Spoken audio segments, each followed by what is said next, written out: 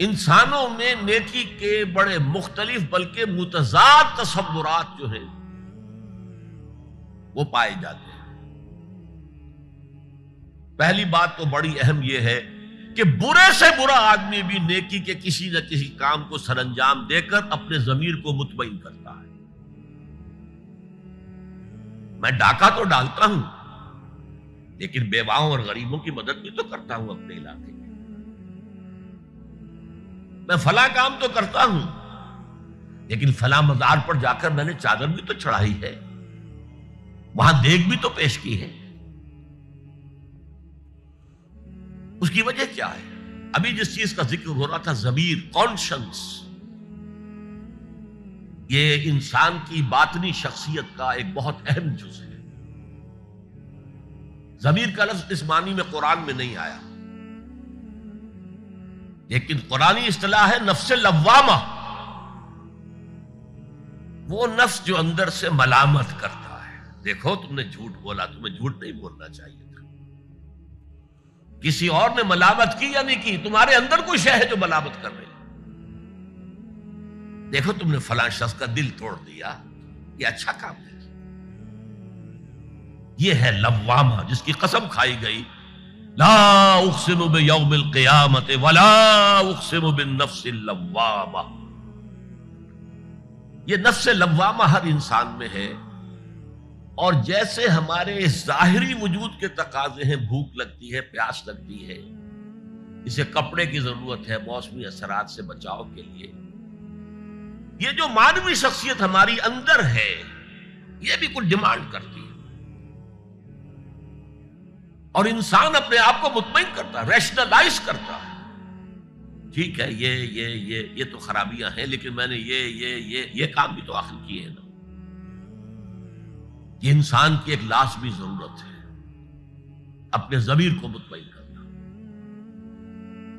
اب دیکھیے ہمارے ہاں کے مختلف طبقات میں مختلف تصورات ہیں نیکی کے جو رائج ہیں۔ ہمارے ہاں ایک مذہبی طبقہ ہے جس کے نزدیک اصل اہمیت ریچولز کی ہے، عبادات کی ہے، رسومات کی ہے۔ معاملات میں وہ دھوکہ دے رہے ہیں، سودا کر کے پھر گئے،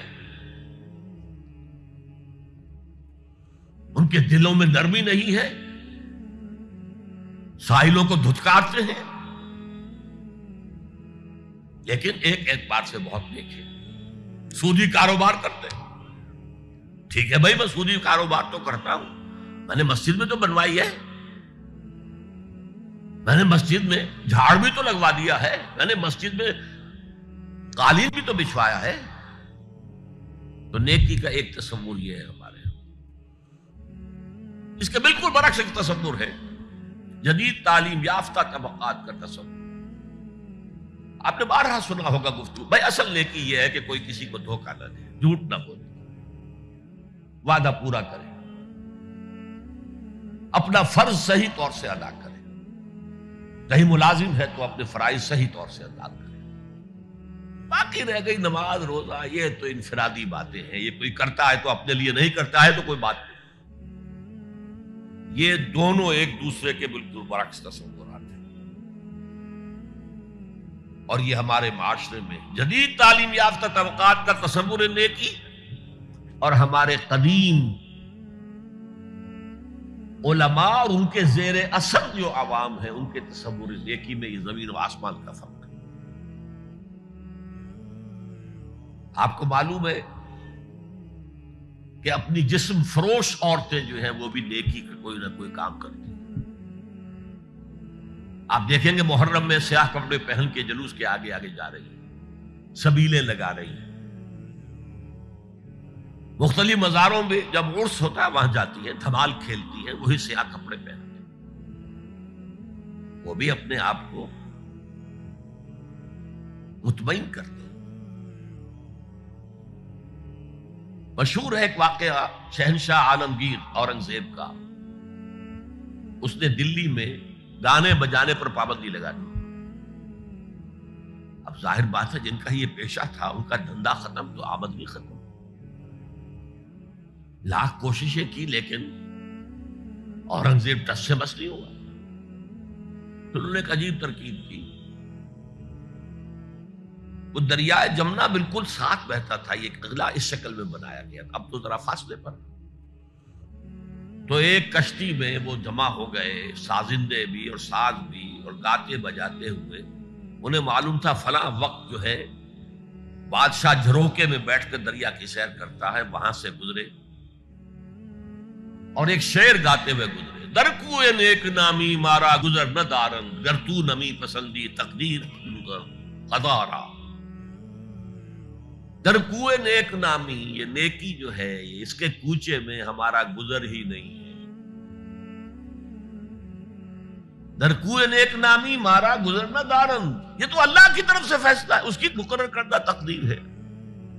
گر تو نمی پسندی تغییر کل قزارا، اگر تجھے پسند نہیں ہے تو تقدیر بدل دے. تو بادشاہ ہنس پڑا اور اس نے کہا کہ ٹھیک ہے بھائی، گانے بجانے کی حد ہے، تمہیں اجازت. تو ہر ایک طبقے کا اپنا ایک تصور ہے نیکی کا.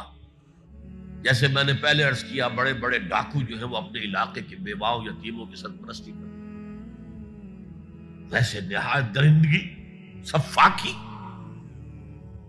انسانی جان کی کوئی حیثیت ہی نہیں. تو نیکی اصل میں کس شے کا نام ہے، کون سی چڑیا کا نام ہے، نیکی حقیقت میں کیا ہے، وہ ہے اس آیت کا مضمون. میں مثال دیا کرتا ہوں، ایک عام قصہ ہے کہ کسی گاؤں میں پہلی مرتبہ ہاتھی آیا. اب وہاں نابینا لوگ جو تھے انہیں بھی پتہ چلا ایک عجیب جانور آیا ہے. وہ آئے اور کسی نے اس کی ٹانگ کو ٹٹولا. اس نے کہا ہاتھی ایک ستون کے مانند ہے. کسی کا اس کے کان کے اوپر ہاتھ پڑا، اس نے کہا چھاج کے مانند ہے وہ. کسی نے پیٹ کو ٹٹولا، بہت بڑا ڈھول ہے وہ. بالکل یہی معاملہ ہے نیکی کے تصور کے بارے میں. اڑائے کچھ ورق لالے نے، کچھ نرگس نے، کچھ گل نے. چمن میں ہر طرف بکھری ہوئی ہے داستان میری. کسی نے نیکی کا ایک حصہ لے لیا، کسی نے دوسرا لے لیا، کسی نے تیسرا لے لیا.